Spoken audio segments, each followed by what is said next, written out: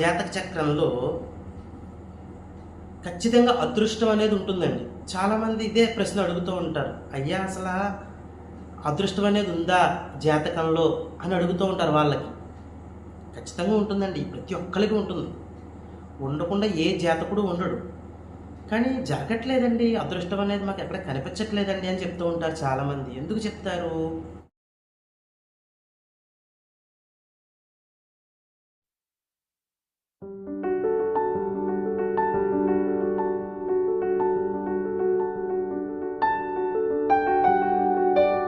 శ్రీ మాధవానంద గురుభ్యో నమః, శ్రీమాత్రే నమః. శ్రీ మాధవానంద భక్తి యూట్యూబ్ ఛానల్ ప్రేక్షకులకు నమస్కారం. ఇక ఈరోజు మనం విశేషంగా ఒక కొత్త విషయం గురించి తెలుసుకుందాము. అదేమిటి అంటే కనుక, మన జాతక చక్రంలో ఖచ్చితంగా అదృష్టం అనేది ఉంటుందండి. చాలామంది ఇదే ప్రశ్న అడుగుతూ ఉంటారు, అయ్యా అసలు అదృష్టం అనేది ఉందా జాతకంలో అని అడుగుతూ ఉంటారు. వాళ్ళకి ఖచ్చితంగా ఉంటుందండి, ప్రతి ఒక్కరికి ఉంటుంది. ఉండకుండా ఏ జాతకుడు ఉండడు. కానీ జరగట్లేదండి, అదృష్టం అనేది మాకు ఎక్కడ కనిపించట్లేదండి అని చెప్తూ ఉంటారు చాలామంది. ఎందుకు చెప్తారు?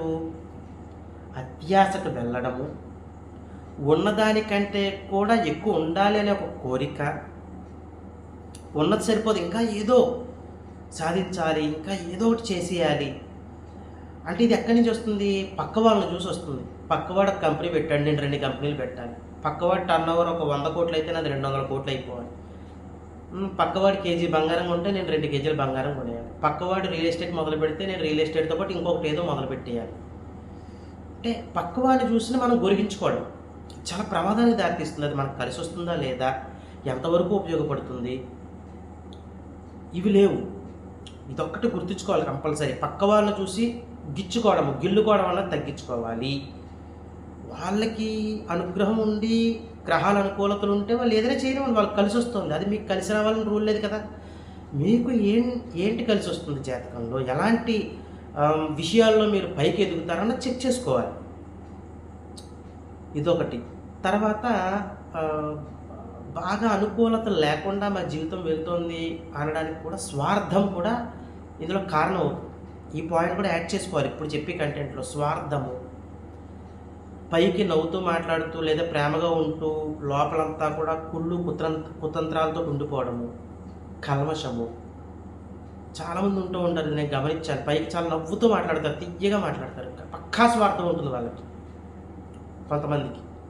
అది నేను జాతకం చూడగానే నాకైతే అర్థమైపోతుంది కాబట్టి నేను జాగ్రత్తగా ఉంటాను. నేను ఎవరితోటైనా జాగ్రత్తగానే ఉంటాను కూడా. ఎవరైనా అంతే, ఏదో నా డబ్బు నేను కొట్టుకోవడం కదా. ప్రతి ఒక్కరితో చాలా జాగ్రత్తగా ఉండాలి. నవ్వుతూ మాట్లాడుతున్నాను కదా అని నేను మంచివాడిని అయిపోను. ముఖ్యంగా వీటన్నిటినీ కూడా అధిగమించాలి అంటే మన జాతక చక్రం బాగుండాలి. మన జాతక చక్రం బాగుంది అంటే అనుకూలత పెరుగుతుంది, దశ కూడా చాలా బాగుంటుంది, మంచి వృద్ధిలోకి వస్తాడు ఆ జాతకం. వృద్ధిలోకి వచ్చే జాతకం ఎలా ఉంటుంది అని ఒక మాట చెప్పచ్చు. ఇప్పుడు నేను చెప్పే కంటెంట్ ఖచ్చితంగా ఈ జాతకుడు వృద్ధిలోకి వచ్చి లక్ష్మీ యోగం కలుగుతుంది, ధనాభివృద్ధి కలుగుతుంది అని ఖచ్చితంగా చెప్పచ్చు. మీకు సందేహం రావచ్చు, ఎప్పుడు చూసినా ధనాభివృద్ధి, ధనయోగము, లక్ష్మీ యోగము ఇవే చెప్తారండి అంటే అసలు ఈ 21వ శతాబ్దంలో కావాల్సిందే అది. మీరు గమనించుకోండి, నేను ఎన్ని కంటెంట్లు చెప్పినా ధనం గురించి ఎక్కువ చెప్తూ ఉంటాను. అదే మనల్ని నడిపిస్తోంది. ఇప్పుడు ఇక్కడ నెగిటివా పాజిటివే కాదు, మంచి చెడ్డ కాదు, నడిపిస్తోందా లేదా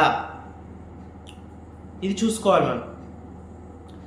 ఇప్పుడు ఎలా చెప్పచ్చు అంటే కనుక చూడండి, ఇక్కడ జాతక చక్రం తీసుకోండి. మీ జాతక చక్రంలో రాశి చక్రం తీసుకోండి, నవాంశ చక్రం తీసుకోండి.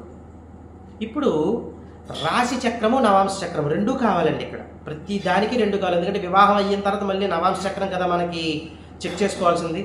అందుకని రాశి చక్రంలో మీ ఆత్మకారకుడు ఎవరో చూసుకోండి. ఎక్కువ డిగ్రీలో ఉన్న గ్రహం ఆత్మకారకుడు. ఇక్కడ చాలామందికి సందేహం వస్తుంది, ఇక్కడ రాహుకేతువులు తీసుకోవాలండి అని. ఆత్మకారక గ్రహాల్లోకి ఛాయాగ్రహాలని తీసుకురాము, వాటికి ఇవి వర్తించవు. ఎందుకంటే రాహు ఏ డిగ్రీలో ఉంటాడో కేతు కూడా అదే డిగ్రీలో ఉంటాడు.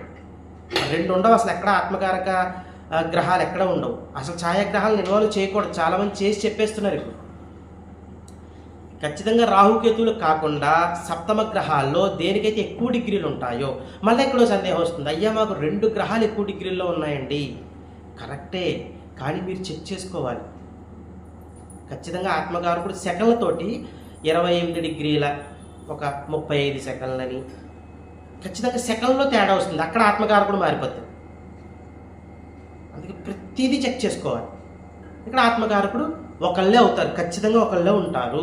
ఇది డ్యామ్ షూర్ విషయం. ఇది మరి మాకు చెప్పిన వాళ్ళు ఇలా చెప్పారంటే మీరు చెప్పిన వాళ్ళని అడగండి.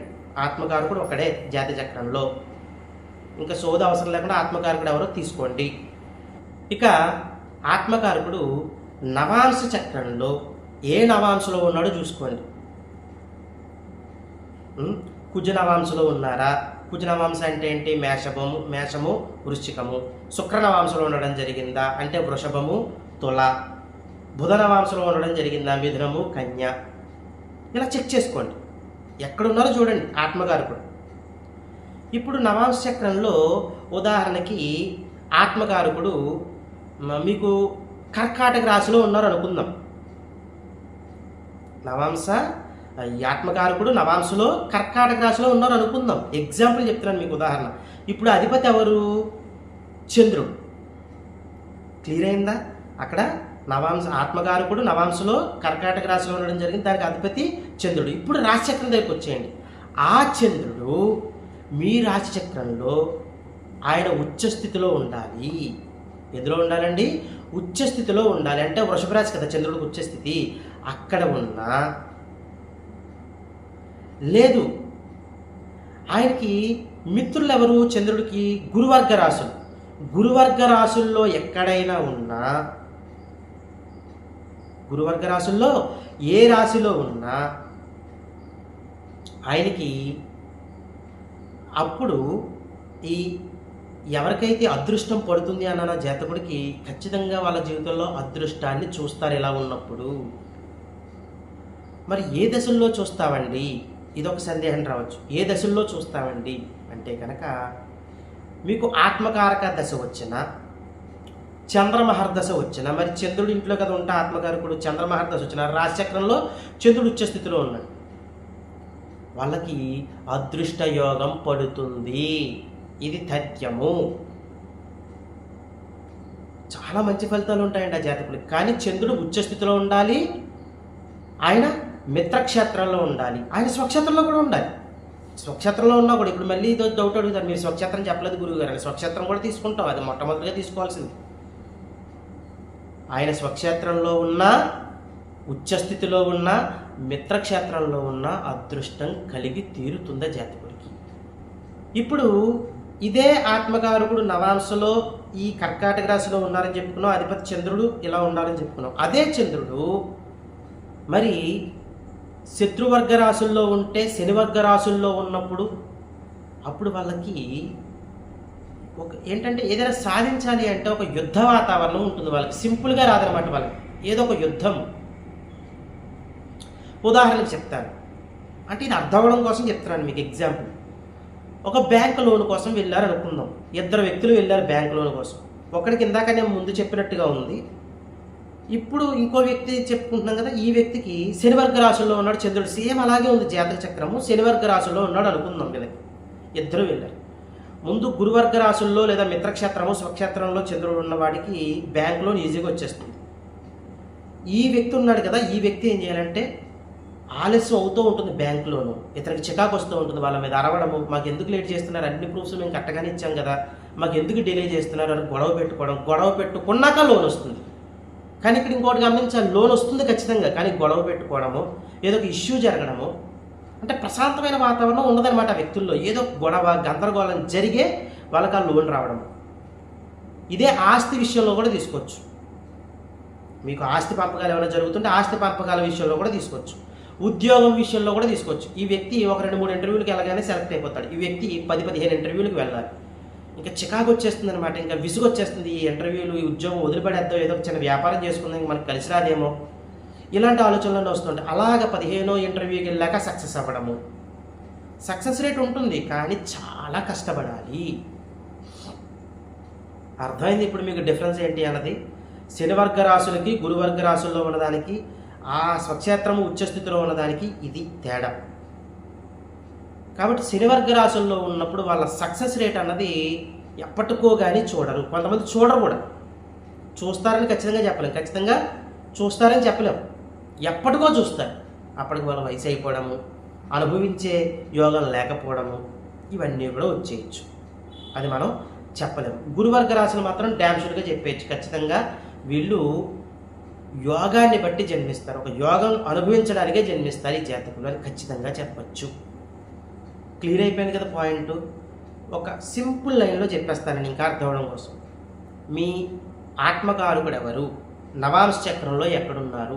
ఇప్పుడు ఆ నవాంశాధిపతి రాశి చక్రంలో ఉచ్చస్థితిలో ఉండాలి, లేదా స్వక్షేత్రంలో ఉండాలి, లేదా మిత్రక్షేత్రంలో ఉండాలి. ఇంతే. ఇది క్లియర్ కట్ పాయింట్. తర్వాత మీ ఆత్మకారకుడు నవాంశ చక్రంలో ఎక్కడుంటారో ఆ నవాంశాధిపతి రాశి చక్రంలో నీచం పట్టకూడదు, నీచము పట్టకూడదు, శత్రుక్షేత్రంలో ఉండకూడదు, ముఖ్యంగా శత్రు నక్షత్రాల్లో అస్సలు ఉండకూడదు. ఇది ఒక పాయింట్, నోటెడ్ పాయింట్గా రాసుకోండి. శత్రు నక్షత్రాల్లో అస్సలు ఉండకూడదు. అది మిత్ర నక్షత్రంలో ఉందా, తర్వాత సొంత నక్షత్రంలో ఉందా, అవన్నీ సెకండరీ. శత్రు నక్షత్రంలో ఉండకూడదు. ఇది ఉన్నప్పుడు కూడా కాస్త ఇబ్బందికరమైన వాతావరణం ఏర్పడుతుందా జాతకుడికి. ఇలా ఎవరికైతే ఉండి ఇబ్బందులు పడుతున్నారో, అది ఆత్మకారక గ్రహం అయిపోయిందో, అలాంటి జాతకులు చేసుకోవాల్సిన పరిహారాల దగ్గరికి వచ్చినట్లయితే వీళ్ళు యథాశక్తిగా ఏమండి ప్రతి సోమవారము కూడాను శివాలయానికి వెళ్ళాలి. శివాలయానికి వెళ్ళి ఒక 21 బిల్వపత్రాలు తీసుకోండి. 21 బిల్వపత్రాలు తీసుకుని 21 ప్రదక్షిణలు చేసి, సపోజ్ 21 ప్రదక్షిణాలు చేయలేవండి, మాకు ఆరోగ్యం సహకరించట్లేదు అనుకునే వాళ్ళకి దీనికి ఆల్టర్నేషన్ ఉంది. ఏమిటి అంటే కనుక వీళ్ళు 12 బిల్వపత్రాలు తీసుకోవాలి, 12 ప్రదక్షిణలు చేయాలి. పరిహారం ఇది కాబట్టి 12 బిల్వపత్రాలు, 12 ప్రదక్షిణలు మేము చేసేయగలమండి, దానికి దీనికి పెద్ద తేడా లేదన్న వాళ్ళు 21 బిల్వపత్రాలు, 21 ప్రదక్షిణలు. ఇక్కడ 3 సంఖ్య అన్నమాట నాకు లెక్క, అందుకే 12, 21 చెప్పాను నేను. ఇలా చేసి ఆ బిల్వపత్రాలు స్వామివారికి సమర్పించి చేస్తున్నప్పుడు బిల్వాష్టకాన్ని చదువుకోవాలి. ఇన్నిసార్లు అని లేదు, బిల్వాష్టకం మీ ఇష్టం. బిల్వాష్టకాన్ని చదువుకుని అక్కడ స్వామివారికి సమర్పించి మీ పనికి మీరు వెళ్ళిపోండి. అమావాస్య తర్వాత వచ్చే సోమవారం ఏదైతే ఉందో మొదటి సోమవారము, ఆ రోజు ఖచ్చితంగా గంధం నీటితోటి స్వామివారికి అభిషేకం చేయించండి. మీ గోత్రనామాలతో నీళ్ళల్లో గంధం కలపడం అంతే. ఇది అమావాస్య తర్వాత వచ్చే సోమవారం. ఆ పరిహారం చేసేసి చేయించడమే. చేయిస్తూ ఉండండి, మీకు అదృష్ట యోగం ఖచ్చితంగా కలిగి తీరుతుంది అని చెప్పచ్చు. ఇక ఇవన్నీ చేసుకుంటూ మీరు సంఘంలోనూ సమాజంలోనూ మంచి పేరు సంపాదించుకుంటూ మీ కుటుంబ సభ్యులతో సుఖశాంతులతో జీవించాలని కోరుకుంటూ సర్వే జనా సుఖినో భవంతు. శుభం.